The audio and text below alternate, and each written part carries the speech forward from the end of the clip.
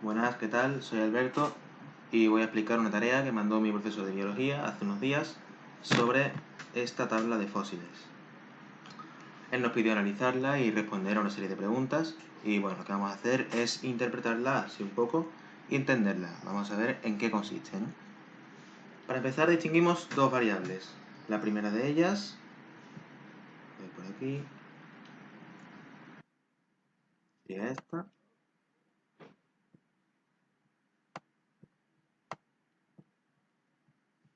A ver, un momentito.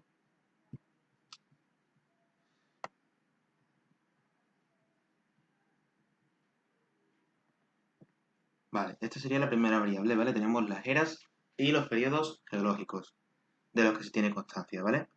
Estos han sido estipulados según investigaciones y dataciones de rocas y de los fósiles que se han hallado, ¿vale? Todo desde la perspectiva geológica, ¿vale? Son eras que se han considerado según cambios en el estrato geológico y según rocas que se han encontrado, ¿vale? Por eso es desde la perspectiva geológica. Por ejemplo, un cambio importante sería entre la era secundaria y la terciaria la extinción de los dinosaurios.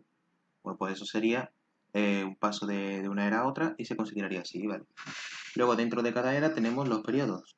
Esos son, también se delimitan uno de otro, por ejemplo, del silúrico al devónico, pues también por un cambio importante, no tan importante como el que da paso de una era a otra, pero sí cambios que deben ser considerados haciéndose así divisiones dentro de una misma era. Son los periodos.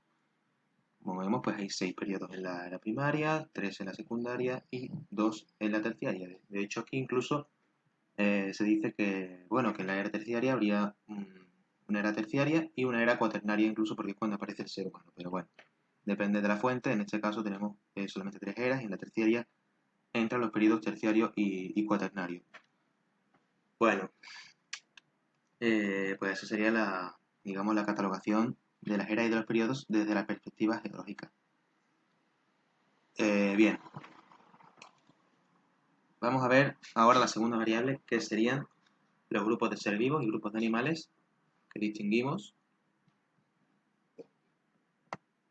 Le damos aquí desde el nanoplancton hasta los mamíferos de izquierda a derecha, ¿vale? Bueno, pues estos grupos, debajo de cada uno de ellos, tienen unos cuadritos, ¿vale? Tienen una columna. Un segundito, por aquí. Por ejemplo, el caso de, bueno, aquí, a los trilobites. Por ejemplo, el caso de los trilobites, pues tendría su columna, ¿vale? Y tendría tres posibilidades dentro de lo que es cada periodo, ¿vale? Me explico. Por ejemplo, tenemos aquí una línea continua, ¿vale? Esta sería la primera posibilidad. Estamos viendo aquí una línea continua.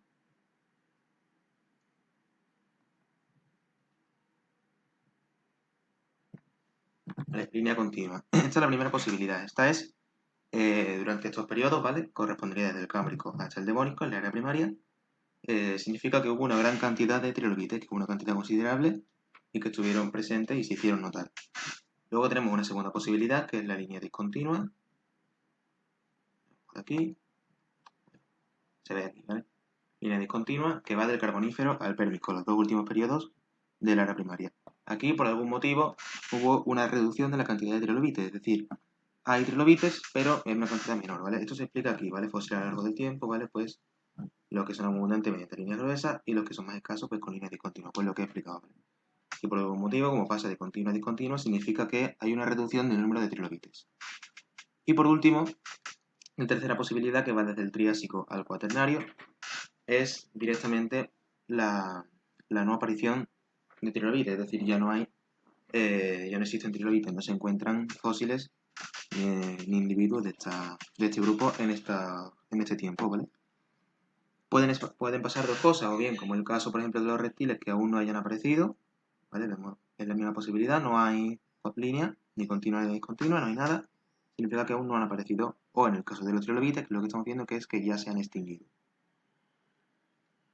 Bueno, pues por ejemplo aquí se aplica a cualquier grupo, ¿vale? Yo lo he hecho con los trilobites porque tenemos de las tres posibilidades, la tercera, que es que no hay, la segunda, que es que hay discontinuo, y la primera, que hay continuo. Por ejemplo, si nos vamos a los graptolitos, solo tenemos dos, ¿vale? No han aparecido aún en el Cámbrico, aparecen en el Ordovícico, y en estos dos hay una gran cantidad, y del Devónico a la actualidad, pues no se extinguieron ya no existen. Una última característica antes de acabar, que es importante subrayar, es que si tenemos un grupo que tenga línea continua aquí, ¿vale? O línea discontinua que sea, por ejemplo, el caso de los bivalvos o el caso de los corales, todos los que llevan su línea continua hasta el periodo cuaternario, que sería la actualidad, significa que son grupos que aún no están extintos, ¿vale? Que siguen hoy en día. Por ejemplo, los bivalvos, pues tenemos las almejas, que están muy ricas, o las aves o los mamíferos, o por ejemplo nosotros mismos, ¿no? Son grupos que aún existen. Bueno, pues con esto podríamos dar por concluida la explicación.